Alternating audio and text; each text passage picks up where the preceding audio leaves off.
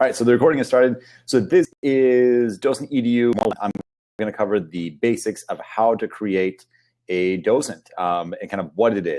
About myself, so my name is Matt. I'm one of the teacher co-founders of DocentEDU. We got started a little bit over 2 years ago, and this was our first, this last school year was our first year in beta with teachers, and so it's been really exciting. We're going to be at ISTE coming up next week in just a few days. All right, so we're going to start off with what DocentEDU is. So I'm going to share my screen. And I ran into a couple of problems this morning. We'll see if I do a better job this time than that. Okay, all right. So we're going to start off with installing DocentEDU. So if you haven't already, what it is DocentEDU. It's a browser extension and mobile app that lets you turn any website into a lesson. So it's kind of some magic the first time you see it. So when you go to DocentEDU.com, gives you the option right here of sign up and get the browser extension. It works best in Chrome. We have a Firefox extension as well. But so if you're a school that has Chromebooks or you use iPads, we've got the iOS app, and we also have Android. So if you're a BYD, bring your own device, there's a lot of options there. All right, so what's going to happen here is going a little bit slow. So once you've installed the extension, what's going to happen is that you'll see a new little button up here that has the DocentEDU icon, and that's going to take you directly to the dashboard.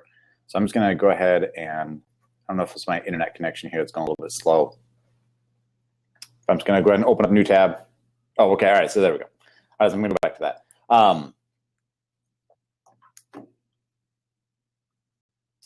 Let's see here. Okay, all right, yeah. So it gives you the option of sign up as a student, sign up as a teacher. The sign up process is very similar if you're a student or a teacher. Students will have to sign up with their Google account, and they will have to install the extension. But so we're going to go ahead and sign up as a teacher. And so here it's going to have sign up with Google. Really, that's the only way you can sign up for DocentEDU is with your Google account. So most schools now, especially in the United States, have Google Apps for Education. So it just makes it very simple. There's no separate password. It's a miracle for students as well. All right, it's going to ask you if you want to create a class. So I'm going to go ahead and just create a class right now. If you want to, you can always click Not Now. But I'm just going to DocentEDU 101 night school. Here we go. And create. All right, so now I've created my class. I'm going to go ahead and install the extension. Add the extension. And since I already have it installed, it's up there already. So before I go over the dashboard, I'm just going to go ahead and create a docent. So really, it's any website. Tween Tribune is one of my favorite ones to go to. Basically, it's leveled texts, whether it is level text, whether it's elementary. So you can choose the different grade levels. They've got different news articles, and they're all free. And so let's see, we're just going to go down to yeah, so let's do this one. Muhammad Ali. All right, so this is the lesson that I want to assign, that I want my students to read. And as you're going through, it's a lot of text that's in here, and some of your students are going to probably feel a little bit overwhelmed with this idea of that they're supposed to read this thing and feel like they have to memorize the whole thing and then go back to questions. So what we do is we click on the DocentEDU extension in the upper right, and a toolbar is going to load on the left-hand side. I'm going to start off with the big thing. This was the big inspiration is, wouldn't it be great if you could just add a question anywhere within this text? So I'm clicking on the question button, and now I just click on any paragraph I want. I type in what my question is. I click create, and there it is. It has now created a question directly in the text. And when students go to this page after they've been assigned it in their class, they will now see this question right there, and they'll be able to type right there and answer the question. It'll auto-save for them. There's no switching tabs. There is no switching different apps that they need to go to, or a Google Doc, say, to type things in. It is right there within the text. And what this means is now you can create multiple questions in different spots in the text to get what it is that they're thinking or get them thinking about in a certain way. There are a lot of flexibilities in how you're going to do that. This is typically what I recommend teachers. of when they first start off using DocentEDU is add in 1 or 2 questions in the text. I usually have one towards the beginning, and then I'll have one somewhere down towards the bottom where it's more of like a summative question of what, something from like the main point of the article. You just type your question in there and you click create. If you ever want to go back, you can click edit, change the number of points here. So if I want this to be 8 points, I can do that and then click save. So this is the short answer question. You can also turn these into multiple choice. So as a teacher, if you click here in the answer box and you just start typing, so like option 1 and just hit enter, option 2, option 3. There it is. And now I just selected which is the correct one. And that's it. When the students look at this, they will now see these multiple choice options. They won't see the correct one, obviously. And if they click the wrong one, it'll just tell them that that one's wrong. The possible points will go down by a little bit. And then they have to keep going until they get the correct answer. And all of those, the order that they answer them is also stored. And so all of these responses, multiple choice and the short answer, get saved to a dashboard where you then, teacher, can then view these responses showing up in real time. So it makes grading very quick and easy and lets you really do a neat job of consolidating and organizing them in a way that's going to help you kind of see of like what is the common themes of students understanding for that assignment. All right, so those are the question ones. Now for a lesson, there's a couple of other things that I'll do here, but I'm going to start off now going through the toolbar. This top one lets you assign the lesson. So any classes that you've created will show up here. And when I'm ready to assign it, I just simply click on that class and then it's assigned. I close that window. If you use Google Classroom, down at the bottom, I've got a lot of classes here. You can click on Share to Google Classroom, and then it's going to take you through those steps of then assigning it to Google Class. I think if it'll give me a little message here, I'm going to check back to Blab, see if anybody has a question. But feel free to like chime in with a question at any point. I don't think I mentioned I taught high school science for 8 years, so I'm more than used to getting interrupted with questions. So have at it. All right, so I'm going to go ahead and close that. The next button is the highlight tool. And this is kind of more of a general annotation tool, but some neat things we've got here. Let's say if I want to highlight this of the Beatles. And so now I've added a little highlight. Students also have their own highlight and annotation tool in there as well. Now, when I click on this highlight, you'll notice there's 2 icons here. One, I can delete it, or I can go ahead and highlight the text again. And maybe I want to add in a note. Maybe there's a student that doesn't know what the Beatles are. So a popular band in the 60s. And I'm going to click OK. And now you'll notice that highlight has this little outline around it, and that means it has a note attached to it. So when students click on it, they see that note. So this is great, right? You could do this with definitions, but really this is a great way of being able to add in some actual insight into whatever the text is that you want students to have so that they understand the significance of that word or that sentence in there. This next tool down here is the sticky note. And the sticky note is when you actually want to add in like a chunk of text into it. Where I often like to use the sticky note is almost always at the beginning. You'll notice that just like with questions, the sticky note goes based by paragraph. So you'll notice that it kind of highlights as I go along with one paragraph to the next. And what I do is I just click on that and it adds it in. So I want to add some instructions up here. So I'll click on that and this yellow box shows up now.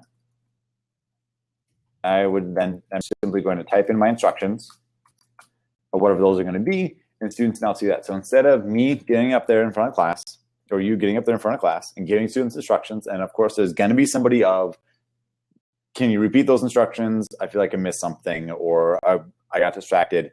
The instructions are right there in the docent. They're at the beginning. It's just very simple. Students love it. You love it. It's a win-win. So sticky notes is that's one great thing that you can do. So you can add in any kind of extra text that you want. So instructions is one of the big things. One of my other favorite things then is also videos. So down here, they're talking about Muhammad Ali. And let's say in here, right, I think a video, because he was a great interviewee. So I'm going to go over to YouTube, and I'm pretty sure we're going to find a great quote by him. All right.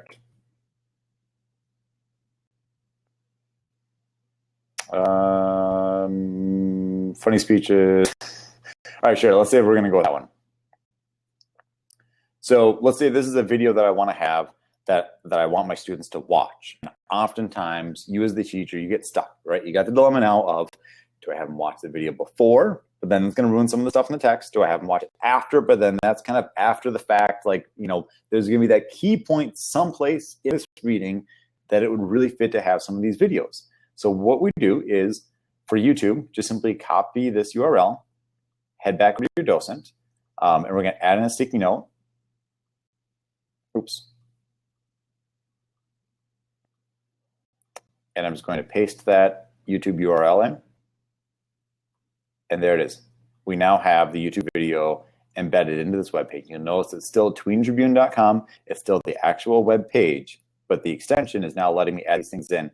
So students, so this is now actually going to be in just the right spot. And there's a lot of different tools that you can embed in DocentEDU. We've got a list of 60+ ones on our website. And that's going to be the topic of one of the upcoming webinars, is all these different tools that you can embed. Because embedding videos is one thing, but there's a lot of really interesting ways that certain tools that you embed can completely change the flow of your lesson and really enhance it in ways that just aren't possible without DocentEDU. All right, so that is adding in our video. And you can always add in questions here too. So I'm going to just go ahead and add in a question up here. So I'm going to add in the instructions of watch the video and answer the question. All right, so then I'm going to add a question right after that from the video and whatever I want them to answer from that video, right? So now they're reading through the text, they watch the video, they answer the question for the video, and they continue reading. It's a really neat thing that you can do. All right. Oh, and welcome also, Mohammed. Good to have you here. All right, so we've got a question tool, just the same thing as before, right? With any paragraph, you click the paragraph, and that'll add in the question right after it. And if you don't want the question there, you can always delete it. And so this last tool that we have here is a discussion tool. And this one works similar to a question, but instead a question, the discussion tool is going to let you have a live discussion anywhere on that page. And so what that means is that when I type in a response right here, well, so first of all, I'm going to go ahead and change what my discussion topic is. So a lot of times discussion questions are great ways to have students give their opinions. If it's something about they're going to have a strong opinion, or you think there's going to be different opinions among the students in the class, a discussion is a great way because you want students to kind of look at those and kind of like feed off of what each other's ideas. So share your opinion on, or what do you think of kind of thing. I'm going to click save. You'll notice there's no points attached with discussions. That's because we want discussions to kind of feel open, that you're not being judged or graded on these things based on your response. And now when students type in their response, I think, and they click post, it's going to show up right there. It'll have their name with the response saved when they posted it. And this is going to update in real time for all the students. So there's no reloading the page or anything like that. So if you've got 30 students, it's going to update in real time as students get through there. And it's really interesting to see their responses. And also, let's say, and go through. Now, there might be from time to time a student that's going to post something that's inappropriate, or maybe they just gave away a secret. What you can do then is click this little ban button right there. It's going to cross it out. And if you ever want to bring it back, you can always reload. If in the event it was something naughty that a student said that you wanted to like save for administration or a parent, by doing this, then you haven't deleted it, it's still there.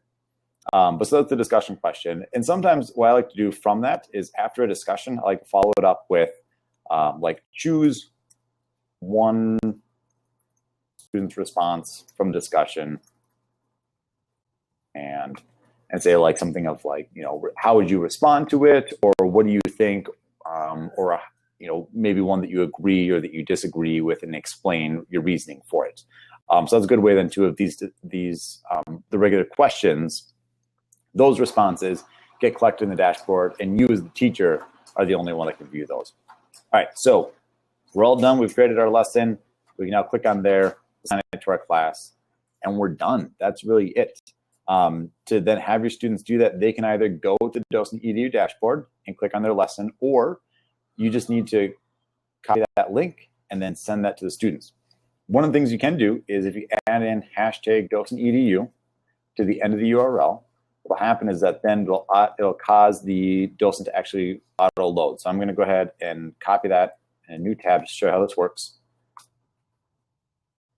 Hit enter, and the page will load. Once it's finished loading, then the extension will load. If you don't have hashtag DocentEDU, then students just need to click the extension and then it'll load. So now as we go through, see everything that we've created in there is just magically in there. So that, in a nutshell, is how DocentEDU works. So as you're going through, you might run into some questions, or you'll run to a website say it doesn't work, or just you want to know, how do I do this, or what's a good way that I could use this for this age level. Click on this little star button right here, and up is going to pop a discussion panel. And this is where you can actually then ask us a question directly. So you'll see myself right there, our co-founder, Ben, and then you'll see Karen on here as well. Karen's a middle school English language arts teacher. And if you need to start a new discussion, go ahead and just click a new one right there. And from time to time, you'll see automated messages from me. So like if you've created your 10th docent, I'll send you a little message saying like, hey, like that's really awesome, let's talk.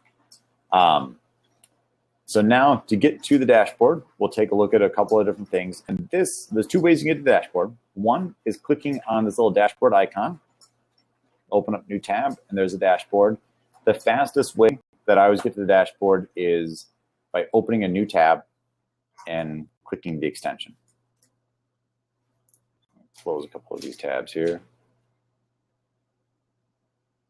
All right, so before I start going over the extension, does anybody have a question that they would like to ask, or something you want me to go over again?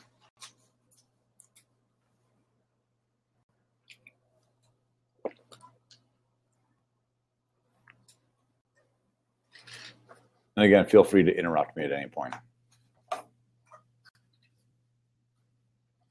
Wait time always seems really awkward when you're talking on the internet. All right, so I'm going to head over to the dashboard here. Oh, I got to share my screen again. All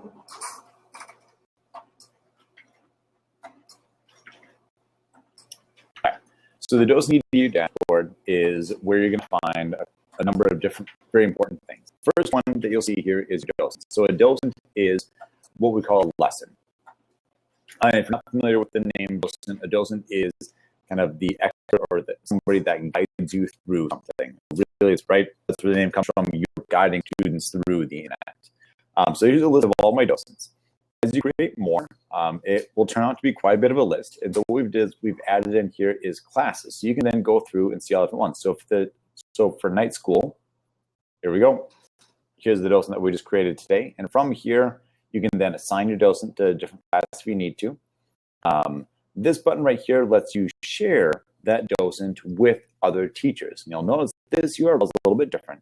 And that's because I'm going to go ahead and copy that. Open a new tab, we'll paste it, and I'll show you what this looks like. But what this is going to do is this will let you share the docent that you've created with anybody else, other teachers or administrators. Somebody emailed me the other day and asked me, how can they share this with their administrator? And so that's what's going to show up here. And so it's going to say like your name shared this docent. If that person doesn't have the extension or the app installed, they'll first be prompted to install that. But then when they go through, they'll be able to see everything that you've added in here and this option of copying it. Now you'll notice I had added in a couple of responses to this discussion and they're gone now. And it's not that they're gone, it's just when you're sharing a docent using that share link, all student information is stripped out. So you don't have to worry about anybody's name or any kind of student information at all. It cannot be shared when you're sharing a docent with another teacher when you want that copy. So it's a great privacy thing. You don't have to worry about anybody that's not necessarily doing any of that stuff. And so you can then share that with those people. And so from here, you can also then quickly share it to Facebook, Twitter, or email it to somebody else. All right, so that is, and then if you want to delete, you can always click on this little trash can. If you delete a docent, just be very careful because the student responses will get deleted along with that docent. So when you delete it, make sure that you kind of understand that.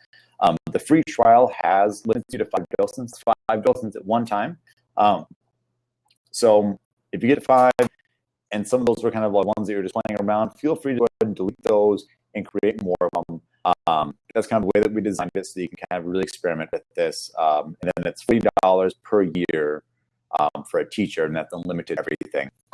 So unlimited docents. Yeah, pretty inexpensive. All right, so no, I don't want to delete that one. All right, the next tab that we have over here is classes. So again, I've created quite a few classes. And so I'm going to go ahead and I'm going to use our example one here. Enrolling students is one of the most important things, obviously, after you've created your docent. And we've got up as for security reasons, students have to enroll themselves into a class. And so we use this class code.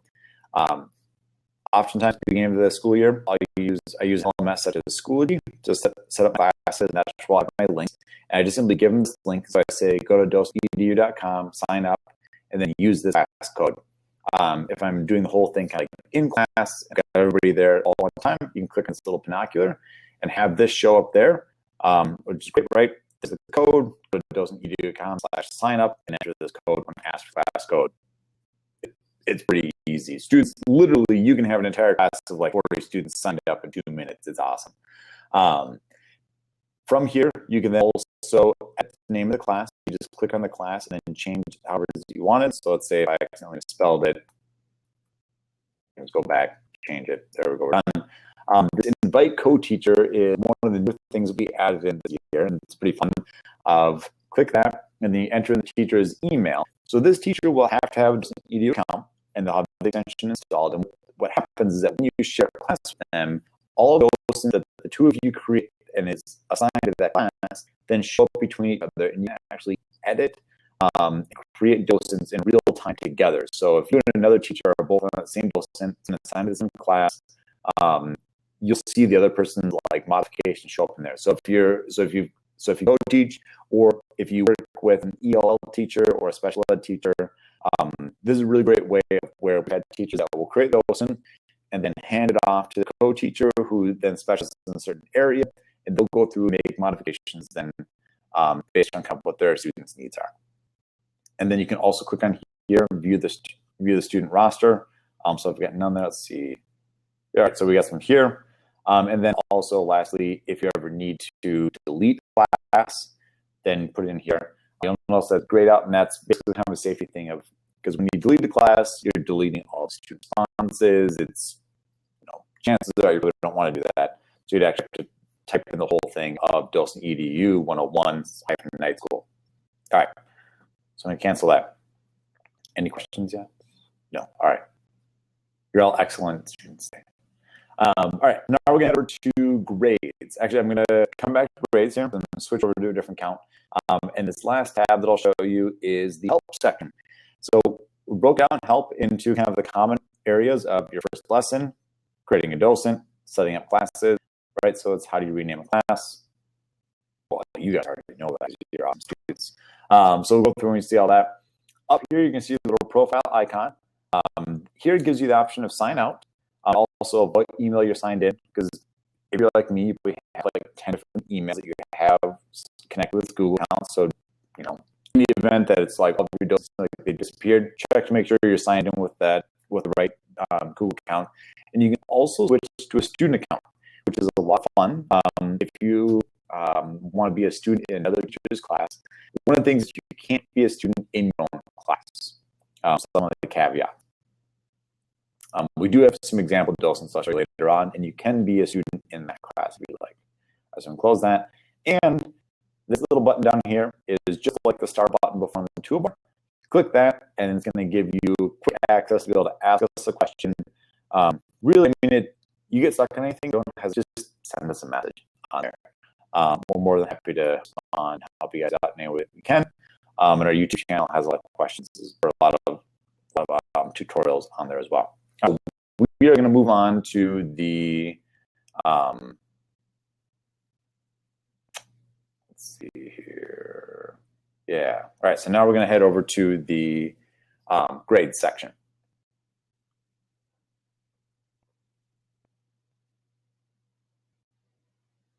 All right. So on this count, I've got some much better responses in here. So when I click over on grades, there's nothing on here, right? So select a docent to see some grades first.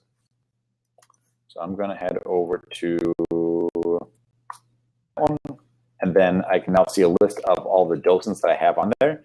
And so this is one of the ones that we'll look at is e-cigarettes may cause cancer after all, new research says.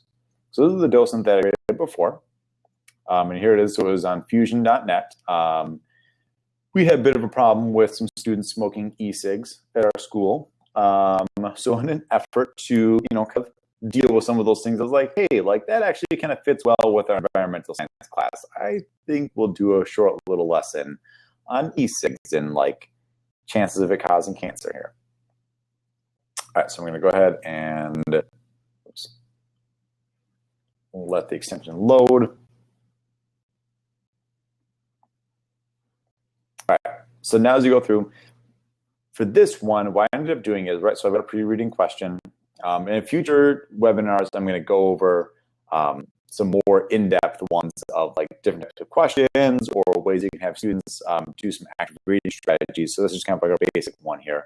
But I went through and I explained a couple of different words like what methodology means. But for this one, because this is kind of a controversial topic, I asked a couple of different questions in there, but then we ended up moving into a lot of class discussions so that students then were kind of like sharing things back and forth. And then after that, I wanted them to go to another article where it talked about this popcorn flavor they found actually does cause cancer. No longer used now, I guess. So that's good. But so then that's what I did is here, I just simply linked to the next docent so that then students could jump right over there. So to view those responses for the questions that they answered, I have that in here. And so what you can do now is this is going to show you a list of all of the students' responses for all the different questions and then their grades over on the right-hand side. I didn't grade all this, so it's a class average is not really 5.8%. Just a lot of them got zeros because I didn't grade it. All right.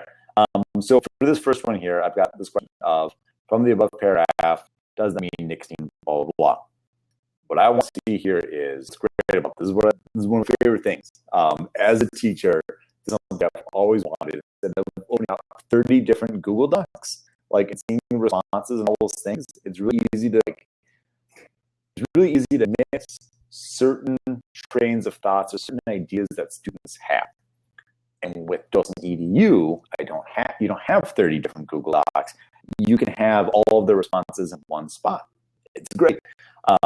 Right, so we've got the same question, and we've got the student's name there. And here, I get to see what their answer is as I'm going through. So as I'm reading through these, I'm now seeing like, right, it's not even about the score anymore for this right now. It's just simply of like, man, like, what were my students kind of getting out of this article? Like, what do we want to revisit in tomorrow's lesson? Like, what are they thinking? And then as I'm going through, I can also then add in a score. So I can just simply like hit tab and I go from one to the next. So I can then just modify things as I'm going through. And then the grades are automatically going to save and it's going to have the out of. And students then can see their responses also in the dashboard under grades, and they can see what score they got for the different questions. The other option then is kind of the traditional one of where then you select a student and you see where response is as they're going through. So you see their name, their question, and then you put, and then what the response was, and then that same thing there. So you can organize, you can view all the response either by question or by student. The by question thing is, I love it. It's one of my favorites. All right. So I'm going to show you something else here in grades is that multiple choice. Now, so I had mentioned multiple choice questions. It collects what order they answered them in. That's right. There's a number of how many. Yeah. So the question that I had for this one was, how many elephants would it take to equal 8.8 million tons? Because in the article they talked about 8.8 million tons. So it's like, it's a really big number.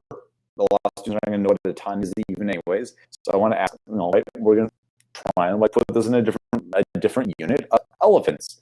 So what's fun here is you can see of what order they put them in. So Andrew first selected 372 elephants. Then he selected, right, so that was the lowest. And then he went up a little bit, then 12,000. And then he finally got to the correct answer. There's 4 possible answers or choices of 676,000 elephants. And the score automatically changed. So multiple choice questions, what I love about DocentEDU with multiple choice, this information that is telling me what order students selected incorrect questions and which ones that was their first guess is so valuable to me as a teacher, because I'm going through and I'm seeing like what their ideas were, right? So here's a couple of different students that selected 12,000 as their first guess. So there's a lot of people were picking some of those lower ones. A few people were getting the really high one. And so it's really interesting of like getting that idea of like completely jumping around, whereas this person then are really low and then they went all the way up to the top of 1 million and then they kind of went back down. So it's really interesting. It's also going to auto-grade the responses for them. These ones I kind of went through and modified. But as they get more and more incorrect guesses, then their possible score goes down by a fraction of how many possible different answers there are. So basically, you've got auto-grading, instant feedback for the students, and if you as the teacher, you're getting a little glimpse into of what are the students' thoughts on which one it is. So multiple choice is not sort of like this, like, you know, quick bubble sheet thing that you're doing just because it made it easy. Multiple choice now actually like has some deeper information into it. So that is grading with DocentEDU, some of the really neat things that are on there. And I'm going to head back over here, see if anybody's got any questions. Not yet. All right, so the last thing we're going to go over is how to use a PDF.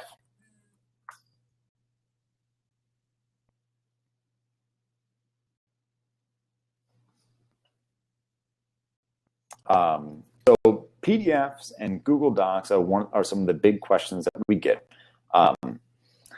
And PDFs, for better or for worse, are going to stick around for a while. PDFs are really kind of a bummer because they're very rigid. They don't work with a lot of different extensions that are out there. Say like the text-to-speech readers a lot of times won't work.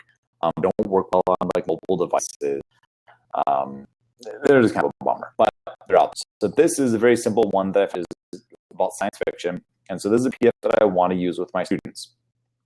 I'm going to go ahead and delete this one from this morning, right? All right, so here's our PDF, and I've uploaded it to Google Drive.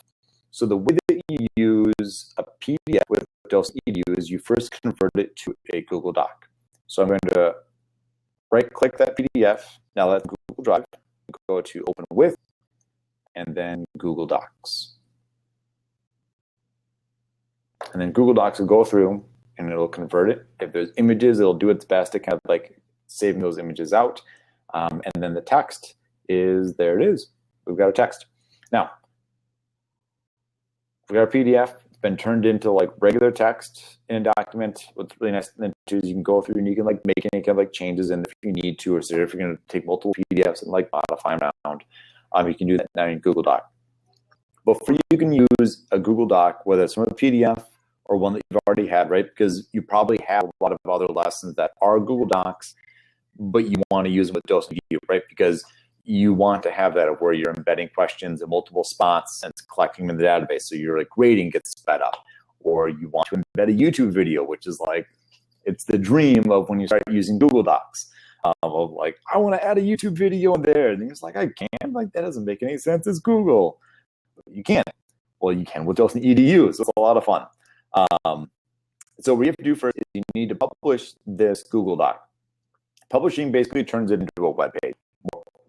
For lack of a better explanation, it turns into a web page, but it still auto updates whenever you change the Google Doc. So it's under File, Publish to Web, and I'm going to go ahead and click on Publish. And yes, I do want to.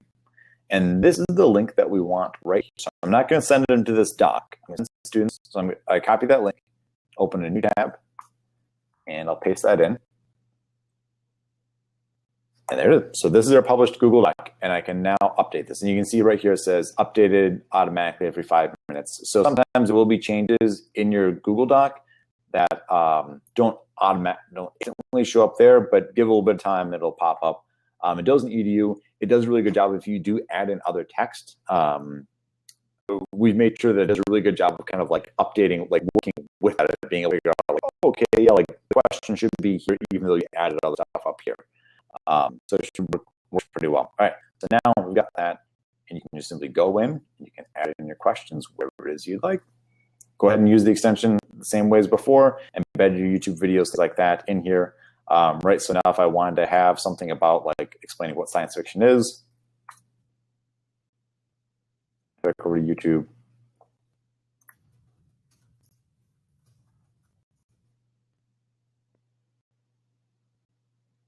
Here we go. This one looks good.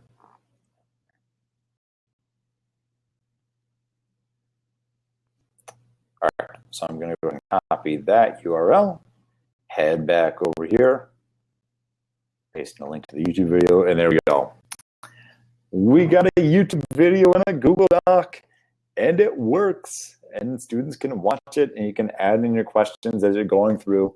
But so you can use a PDF or a Google Doc and use it with DocentEDU. So take all those Google Docs that you have already, because it's an amazing program, totally changed a lot of things for teaching, and now you can go even crazier with your lessons and really kind of turn it into how you want your students to really be going through that text. Really your lesson. I've done this with science labs. Completely changed how I'm doing science labs with my lab procedures that I had as a Google Doc printed out. Totally changed it now. So there's a lot of really neat things you can do with that. So that is, I'm going to head back over here now. That's pretty much what we've got for today. 35 minutes is a lot of talking that I just did right there.